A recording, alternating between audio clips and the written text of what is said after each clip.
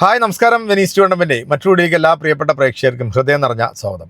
ഇന്നലെ ഞാൻ എൻ്റെ ഫേസ്ബുക്ക് പേജിനകത്ത് ഞാനൊരു വീഡിയോ പോസ്റ്റ് ചെയ്തിരുന്നു. ആ വീഡിയോ ഏതാണെന്ന് വെച്ച് കഴിഞ്ഞാൽ ഈ കുംഭമേളയുമായി ബന്ധപ്പെട്ടിട്ട് വന്നിട്ടുള്ളൊരു വീഡിയോ ആണ്. കാരണം ഈ കുംഭമേളയിൽ വന്ന് ഈ കാവി വേഷം ധരിച്ചിട്ട് ചില ആൾക്കാർ കാണിക്കുന്ന ചില കോപ്രായങ്ങളുണ്ടല്ലോ, അതൊന്നും ഒരു വിശ്വാസത്തിൻ്റെ ഭാഗമല്ല. അത് ഇവിടുത്തെ ഭൂരിപക്ഷ സമുദായത്തിലുള്ള ഒട്ടുമിക്ക ആൾക്കാരും അതിനെയൊക്കെ തള്ളി പറഞ്ഞിട്ടുണ്ട്. കാരണം ഈ കുംഭമേളയിൽ വസ്ത്രം മാറാൻ വേണ്ടി പോയ സ്ത്രീകളുടെ റൂമിലേക്ക് അല്ലെങ്കിൽ ആ കുളിമുറിയിലേക്ക് എത്തി നോക്കുന്ന ഈ കാഷായ വസ്ത്രധാരിയായിട്ടുള്ള ഈ ഇതുപോലുള്ള എന്താ പറയുക ഈ കഞ്ചാവും മയക്കുമരുന്നൊക്കെ അടിച്ചിട്ടുള്ള ചില ആൾക്കാർ അവന്മാരിങ്ങനെ എത്തി നോക്കുന്ന സംഭവങ്ങളൊക്കെ നമ്മൾ കണ്ടിട്ടുണ്ട്.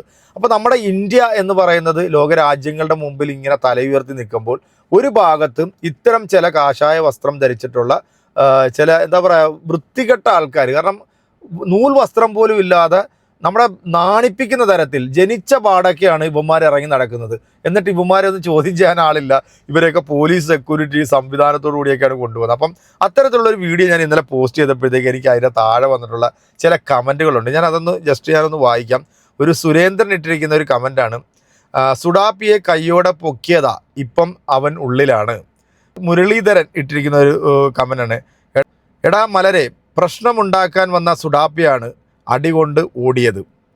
പിന്നെ ഫോക്സോ മുഹമ്മദിൻ്റെ അനുയായി, ഇവിടെ തുണി ഉടുക്കാൻ പാടില്ല, ഇയാൾക്ക് അറിഞ്ഞുകൂടെ?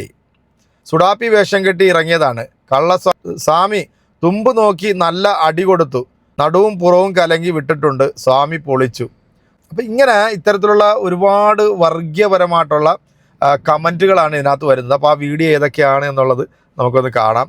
അതായത് ഒരു സ്വാമി ഒരു അതേ വസ്ത്രം ധരിച്ചിട്ടുള്ളൊരു സ്വാമി ഇങ്ങനെ പോകുമ്പോഴത്തേക്കും അദ്ദേഹത്തെ മുണ്ട് പൊക്കി നോക്കിയിട്ട് അടിക്കുന്ന ഒരു വീഡിയോ. അത്തരത്തിൽ കുറച്ച് വീഡിയോകളുണ്ട്. അപ്പോൾ നമുക്ക് ജസ്റ്റ് ആ വീഡിയോസിലേക്കോട്ടൊന്ന് പോകാം. പോയതിനു ശേഷം നമുക്ക് നമ്മുടെ വീഡിയോ റിയാക്ഷനിലേക്ക് വരാം. നേരെ നമുക്ക് ആ വീഡിയോ കണ്ടു നോക്കാം.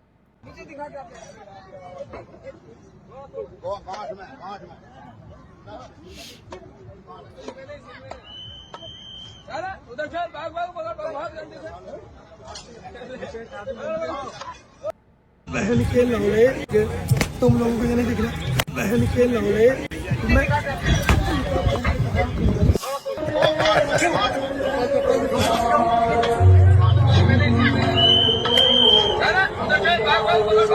ആർഷഭാരത സംസ്കാരം ഇത് കണ്ടപ്പോഴാണ് സംഘികൾക്ക് ഗുരുപൊട്ടിയത്.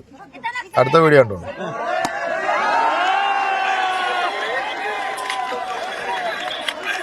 എന്താല്ലേ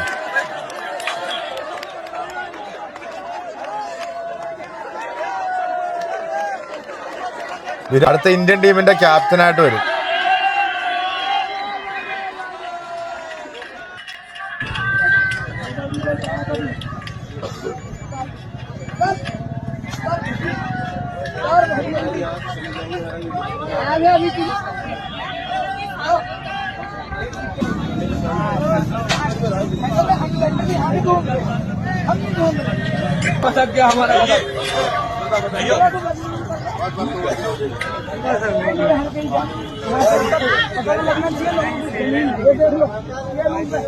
चलो जाने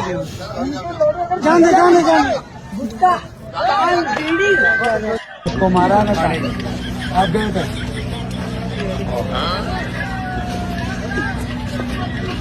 बराबर है ना सामान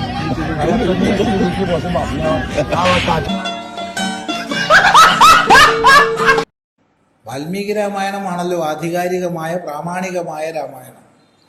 വാൽമീകി രാമായണമാണ് രാമന്റെ ജീവചരിത്രം സ്പഷ്ടതമായി നമ്മുടെ മുമ്പിൽ നമുക്ക് ലഭിക്കുന്നത്. വാൽമീകി രാമായണം വായിച്ചു കഴിഞ്ഞാൽ പല സന്ദർഭങ്ങളിലും രാമനും ലക്ഷ്മണനും ഒക്കെ ധാരാളം മാംസം കഴിച്ചത് കാണാനുണ്ട്. കുറച്ചൊന്നുമല്ല, ഇത്രയ്ക്കൊക്കെ വേണമെന്ന് വരെ നമുക്ക് തോന്നണം. അത്രയ്ക്ക് അളവിൽ ലക്ഷ്മണൻ കൊണ്ടുവരും. കാരണം ഒരിക്കലും ചേട്ടനും അമ്മയ്ക്കും അച്ഛനുമുള്ളൂ രാമനും സീതയ്ക്കും ഒരു കുറവും ഉണ്ടാവരുത്. അപ്പൊ ആവശ്യത്തിലധികം പിടിച്ച് ജന്തുക്കളെ കൊണ്ടുവരുന്നതായിട്ട് പറയുന്നുണ്ട്. എന്താ കുഴപ്പം? ഇത് മാംസം കഴിക്കാൻ പാടില്ലേ? ക്ഷത്രിയന്മാർക്ക് മാംസം വിഹിതമാണ്. വലിയ അതേ സമയത്ത് മഹിഷം, വരാഹം എന്നൊക്കെ പറഞ്ഞാൽ പോത്ത്, പന്നി എന്നൊക്കെ തന്നെയാ അർത്ഥം. അതൊക്കെ വ്യാഖ്യാനിച്ചു മഹിഷം എന്ന് പറഞ്ഞാൽ വേറെന്തൊരു സാധനം കണ്ടല്ലോ അല്ലേ.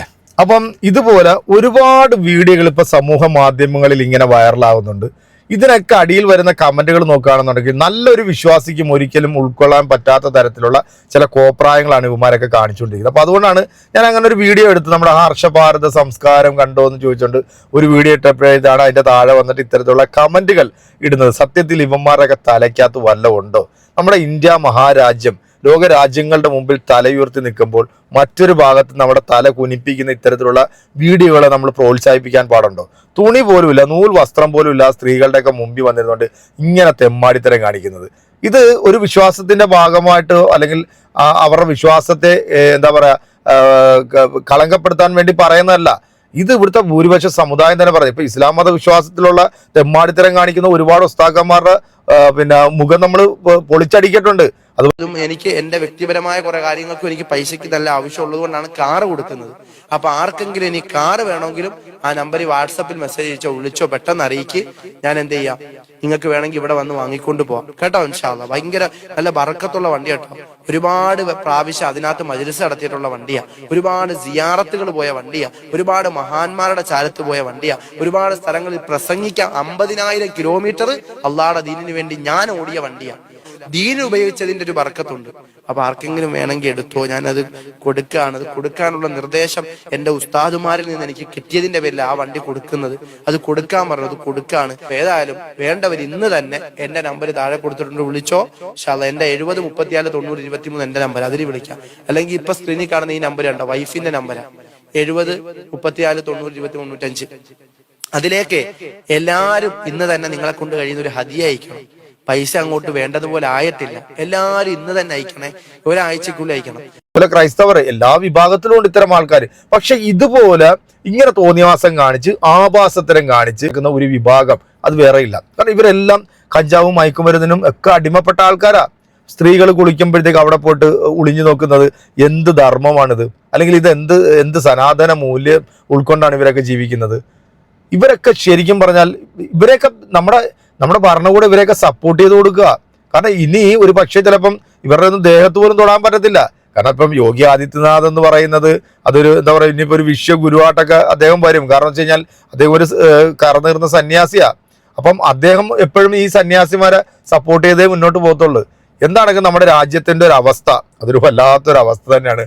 ഇതുപോലുള്ള കോമാളിത്തരങ്ങളും കോപ്രായങ്ങളും കണ്ട് നമ്മുടെ ജനം പൊറുതിമുട്ടിയിരിക്കുക. സത്യം പറഞ്ഞാൽ എന്തൊക്കെ ആഭാസത്തരം, എന്തൊക്കെ തോന്നിയാസ സാധാരണക്കാരായിട്ടുള്ള മനുഷ്യനൊക്കെ ഒരു സ്വാമി ചെയ്യേണ്ട പ്രവൃത്തിയാണ് ഇതൊക്കെ.